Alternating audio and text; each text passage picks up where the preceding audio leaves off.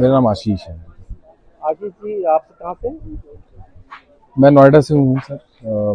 Cousin हूँ मैं तुषार का। ये त्रिशा और वाला जो मामला है, ये क्या पूरा मामला क्या है और किस तरह से? तुषार का जो मामला है सर, वो तुषार का एक जो है प्रेम करा उसने और एक विवाह किया। उस विवाह के बाद मुश्किल से 5 महीनों के भीतर उसको जो है मृत्यु भी हो गई। और जाने से पहले तुषार ने ये हम लोग को सूचना दी थी कि किस तरीके से उसकी प्रताड़ना मानसिक तौर पर और फाइनेंशियल हर तरीके की समस्याओं से वो जूझ रही थी। और इससे पहले कि वहाँ से हट पाती या परिवार उसको वहाँ से हटा पाता, तुषा के पिताजी, हमको 12 तारीख को उसकी जो है मौत की सूचना मिली। और बहुत ही संदेश से भरी हुई जो है सारी की सारी सिचुएशन वहाँ पर है। सर्कमस्टांसेस जो है बिल्कुल इस तरीके से हमारे लिए बाद में बना दिए गए कि परिवार कम से कम 15 दिन तक वहाँ जूझता रहा न्याय के लिए। ना एफआईआर दर्ज करी गई 3 दिन, और एफआईआर से पहले बेल की एप्लीकेशन आ गई। उस बेल को ऑब्जेक्ट करने के लिए हमें लॉयर नहीं मिले भोपाल में। दिल्ली से जो है सीमा कुशवाहा जी, उन्होंने मदद करी, लेकिन उसके बावजूद भी बेल मिली। उसके बाद सोमवार को यानी 2 दिन बाद लड़के को जो बेल थी उसको वहाँ पे लॉयर हमारे जो है अनुराग जी और अंकुर जी ने उसको ऑब्जेक्ट किया और उसको बेल वहाँ नहीं मिली। लेकिन इसी के साथ साथ उसको जो है संरक्षण देकर लड़के को गायब रखा गया।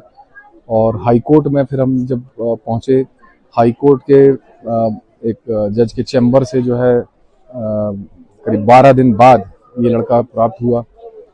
पोस्टमार्टम 2 कराने के लिए एक निवेदन हमने पुलिस से किया था, जो अमान्य किया गया। लोअर कोर्ट में जब हमने याचिका दी तब भी जो है उन्होंने एग्री नहीं करा। फाइनली हाई कोर्ट में जाके हमने PM2 की रिक्वेस्ट करी और उसके बाद एम्स दिल्ली की टीम ने वहाँ पर जांच करी।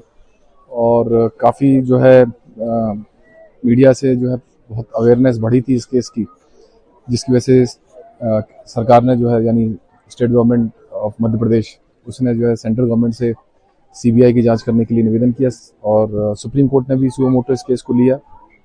हालांकि सुप्रीम कोर्ट ने कहा कि इसमें मीडिया से ज़्यादा बातें ना कही जाएं, तो हम उनका सम्मान करते हैं। लेकिन जो संघर्ष है, जो भावनाएं हैं, अगर उसे आप दिखा रहे हैं तो फिर उस पर भी हमारा कंट्रोल नहीं है। अब ये उम्मीद है कि अब न्याय व्यवस्था जो है भले ही स्लो हो, लेकिन देर सवेर उसको बच्ची को न्याय मिलेगा और एक नज़ीर सेट होगी कि बहुत जो अपराध जो होता है, उस अपराध में जो लोग बड़े बड़े लोगों ने जिन्होंने साथ दिया वहाँ पर, जो सारी चीज़ अब सामने आ चुकी है।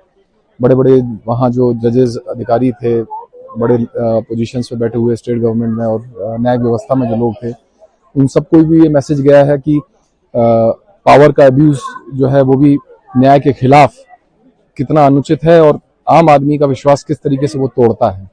हमें उम्मीद है कि न्याय व्यवस्था इसको उचित न्याय देगी और एक उदाहरण, एक नज़ीर सेट करेगी कि देश में आज भी विश्वास हमें न्याय पे और इस व्यवस्था पे करना चाहिए। पर देखिए कब क्या आगे क्या चीज़ें आती हैं सामने, उस पर सब कुछ निर्भर करेगा। मेरा नाम नवनिधि शर्मा है और मैं तुषा का पिता हूँ। आज हम यहाँ अस्थि प्रवाह करने आए हैं।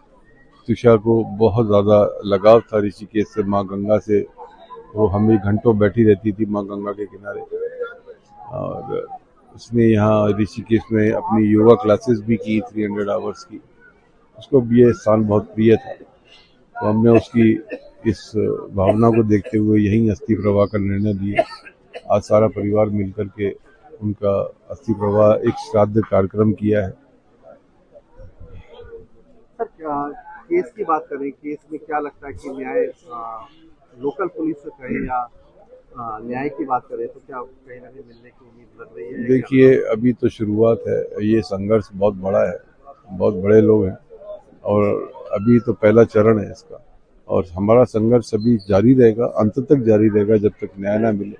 उम्मीद करते हैं कि ये न्याय देकर के सरकार जो है, जांच एजेंसियां न्याय देकर के, हमारी न्यायपालिका न्याय देकर के एक एग्जाम्पल सेट करेंगी और उम्मीद की किरण जगाएंगी।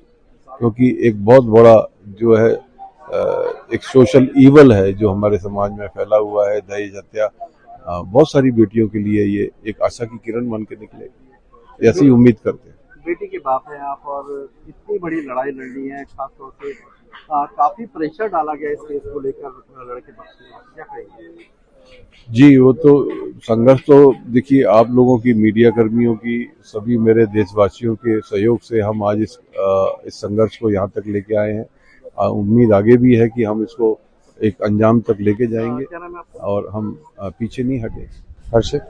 हर्षित जी, ये जो मामला हुआ है तुषार जी के साथ, ये आपके सामने और काफी मामले में इसमें आप जानते हैं, किस तरह से लगता है कि न्याय मिलने की उम्मीद कितनी लग रही है और क्या कहेंगे इस बारे में? नहीं, डेफिनेटली उम्मीद लग रही है मुझे अभी इस समय, because we are fighting and the results are in front of you, सब आपके सामने है। The CBI is involved, the high court has finally taken a right decision, so we are very hopeful. जिस तरह से आपने काफी इस मामले को गहराई से देखा है, क्या लगता है कि कितना प्रेशराइज किया होगा लड़की को और कितना परेशान किया होगा? I would not want to reply to this.